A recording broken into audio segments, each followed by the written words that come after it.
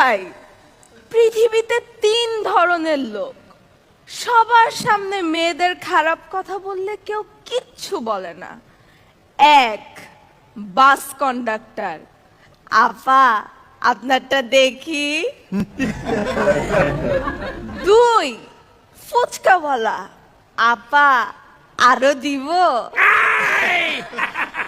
3, জুতার দোকানদার, এক সাইজ বড় দিলাম, এবার ঢোকান আর ব্যথা লাগবে না।